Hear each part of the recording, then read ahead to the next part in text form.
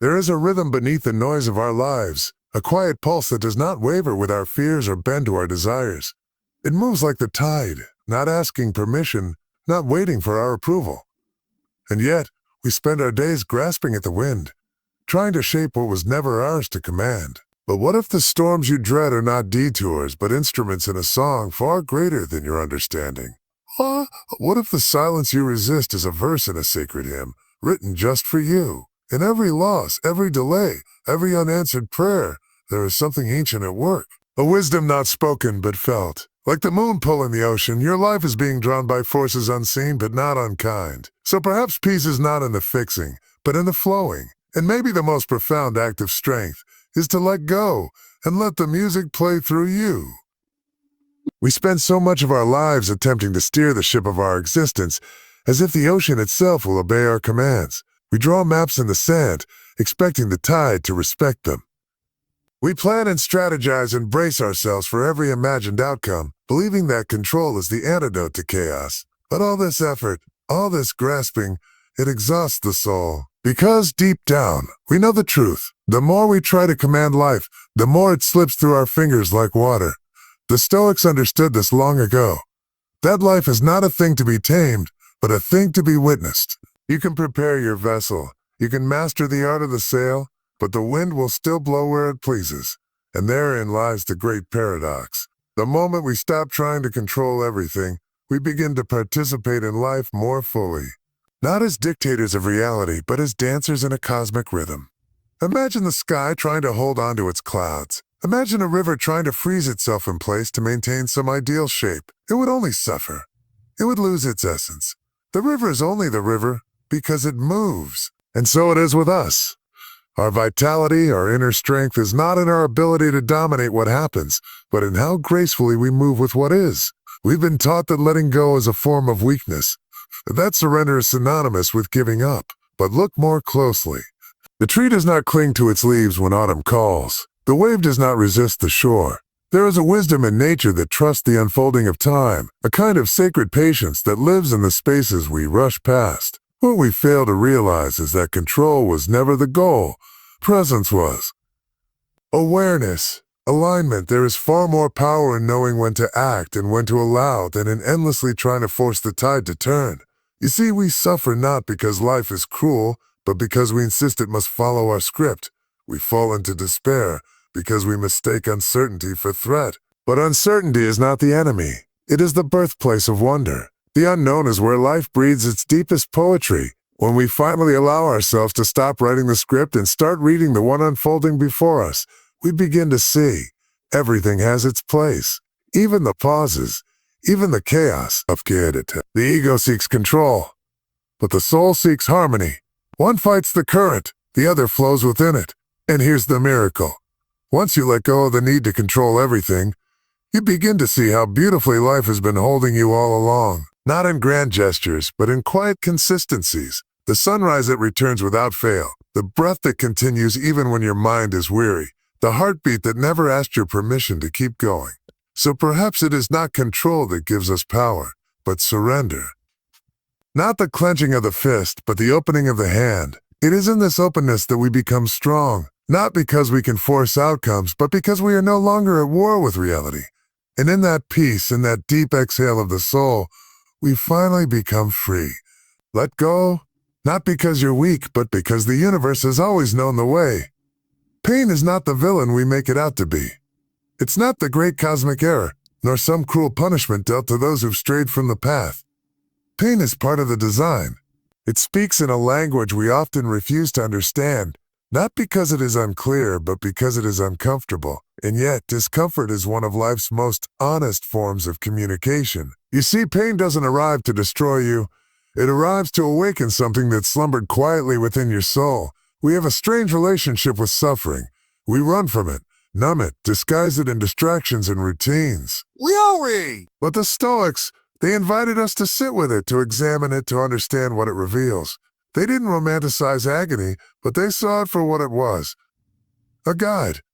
Not a companion you invite to dinner, perhaps, but one whose visit cannot be ignored. And when it does knock on your door, you have a choice. Self and fear, or you can open yourself to transformation. We don't suffer merely because we feel pain. We suffer because we believe we shouldn't. As though we were meant to glide through this world untouched by its friction, floating above sorrow like gods immune to loss or longing. But even the stars are born in collapse. Even the lotus must rise from the mud. And your strength is not proven in your ability to avoid pain, but in your willingness to let it refine you. Think about it. Every hardship you've endured has shaped you in ways comfort never could. It's not the easy seasons that sculpt your character. It's the wintering, the dark night of the soul, when the world seems silent and indifferent. It's in those moments that something ancient stirs within you. Something steady, something still. We often ask why, but perhaps the better question is, what is this asking of me? What part of myself is being summoned forth? What truth am I being called to see? About my attachments, about my illusions, about my resilience. The Stoics remind us it is not the thing itself that causes suffering, but our judgment of it. Strip away the story, the resistance, and what remains is experience. Pure, raw, undressed reality. And that, strangely enough, can be freeing. Imagine pain as a fire. It can burn, yes, but it can also purify. It can reduce the unnecessary to ash, leaving only what truly matters. It doesn't ask for your permission to arrive, but it does offer you a choice in how you respond. You can curse the flame, or you can let it reveal what was hidden in the shadows. And when you begin to see pain this way, not as something to conquer, but something to collaborate, it loses its grip on you. It stops being the enemy and becomes part of the rhythm. Like the low notes in a song, it gives contrast, depth, and meaning. Without it, the melody is flat. It's the silence between the words that gives language its power. And so, too, it is the struggle that gives triumph its light. You are not broken because you hurt. You are not weak because you weep. You are human. To be pierced by life is to be present in it. The question is not how to avoid being hurt, but how to remain open despite it. To feel the full weight of this world and still love it fiercely. So when pain visits you again, and it will, don't rush to escape it. Don't cover it up with noise. Listen, ask it what it's trying to teach. You may be surprised to find that it has not come to imprison you, but to set you free. After all, only those who've sat in the fire truly know the shape of their soul. We are, in so many ways, exiles from the present moment. Drifting endlessly between memories and expectations, we occupy a strange limbo, haunted by what was and anxious about what might be. The mind becomes a time machine, pulling us backward into old wounds or forward into imagined catastrophes. And somewhere in between, life waits, quiet, steady, undemanding, right here where it's always been. There is a peculiar kind of suffering that arises not from what is happening, but from our absence in what is happening. We're often not where our feet are. We're thinking of tomorrow's to-do list while standing beneath a sunset. We're replaying yesterday's argument while the wind brushes gently against our skin. The present moment, the only place we are truly alive, becomes a corridor we pass through distractedly, never pausing long enough to really see. The Stoics, with their quiet wisdom, understood something that most of us overlook, that peace isn't found in controlling the future, nor in rereading the past. It's found in fully inhabiting this moment, just as it is, not as an ideal, not as a perfected version, but in its raw, unpolished truth. Right now, without needing to change anything, there is a kind of holiness in the ordinary that so often goes unnoticed. You see, the present is not small. It only appears that way when we measure it against some grand future we've imagined. But the now is vast. It holds everything. The entire symphony of your life has led to this one breath, this one heartbeat. And if you lean into it, if you truly listen, you begin to sense a stillness beneath the noise. Not the stillness of absence, but of presence, of awareness so deep it needs no words. To live in the present is not to deny the past or ignore the future. It's simply to return to the only place where life actually unfolds. It's where choice becomes possible, where clarity arises. When your attention lands fully here, things soften. Even your pain becomes more bearable, not because it's gone, but because you're no longer fighting it with thoughts of a why and a what if. You're simply with it, breathing, trusting. And the strange, beautiful thing is that the more deeply you root yourself in the now, the more the future begins to take care of itself. Not because you stop acting, but because your actions come from presence rather than panic, from clarity rather than confusion. You stop chasing time like a dog chasing its tail, and instead begin to move in rhythm with life. There's a story in every breeze, a teaching in every quiet moment, but you'll only hear them if you slow down. If you stop trying to squeeze meaning out of every second and simply let the seconds speak for themselves. Because meaning is not found in grand explanations.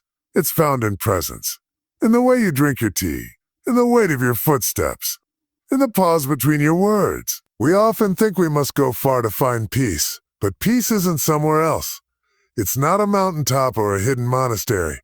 It's right here, waiting to be noticed, beneath the hum of your thoughts, beneath the worries, the plans, the noise. There is a presence that has never left you. The more you trust it, the more you let go of everything else. So don't rush past your life looking for a better one. This moment, right now, is not a stepping stone. It is the path itself. And if you can learn to be fully here, with whatever it holds, you'll find a kind of strength that doesn't need to be loud. A strength that simply is. Because the greatest freedom is not in having everything go your way. It's in no longer needing it to. There's something profoundly intelligent about the way nature moves. It doesn't rush, yet everything gets done. The trees don't strain to grow. The moon doesn't worry about rising on time. Rivers don't resist the shape of the land. They flow, they carve, they become. And all of it, every cloud, every breeze, every falling leaf, is participating in a larger order that needs no explanation.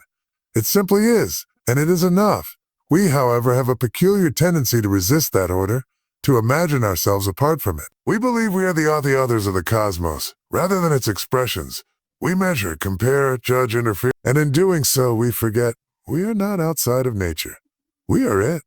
We are not the sculptors of the universe. We are the clay being shaped, moment by moment, by forces far wiser than our plan. The Stoics spoke of living in accordance with nature, not just the natural world around us, but the nature within us, the nature of things as they are.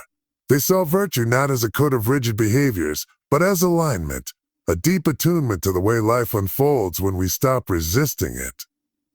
When we live with honesty, courage, patience, compassion, not because someone told us to, but because that is how harmony sounds when translated into human character. There is a rhythm, you see, that underlies all things. You can hear it in your breath. You can feel it in the rising and falling of the seasons, in the way dusk fades into night without apology. And a rhythm is not random. It is a kind of sacred choreography, and the more your life begins to feel less like a struggle and more like a dance. It's not about doing nothing. It's not about passivity or resignation. It's about acting in the right way at the right time for the right reasons. Like a tree bending with the wind, not because it's weak, but because it knows that's a resistance to break. There is wisdom in that flexibility. There is immense strength in knowing when to yield and when to stand firm. But that kind of discernment doesn't come from force. It comes from presence, from trust, from learning to listen more deeply, not just to your thoughts, but to life itself. There are moments when you are called to act and others when you are called to wait. There is no single formula, but nature doesn't use formulas. It moves by intuition, by balance, by a kind of sacred improvisation. And perhaps we are meant to do the same. We often speak of purpose as something we must chase, a distant prize, but purpose isn't always found in grand pursuits. Sometimes it's found in simply being aligned with what is, being kind when it's easier to be cruel, being patient when everything screams for urgency, being still when the world demands motion. These choices are small, but they echo across the fabric of your life in ways you cannot always see. There is no wasted effort when your actions come from alignment. Even your failures, even your detours are folded into the design. Like rain nourishing unseen roots, something is always being grown even when you can't feel it. So you let go not to give up, but to give in. To stop swimming against the current and begin flowing with the deeper movement that carries all things. You act, yes, but not in fear, not in desperation. You act from stillness, from clarity, from a trust that whatever you are part of, it knows the way even when you don't. And in the end, what you find is not control, but communion. Not certainty, but belonging. And that, perhaps, is what it means to be truly free. Because the moment you move in harmony with life, you realize you are life moving.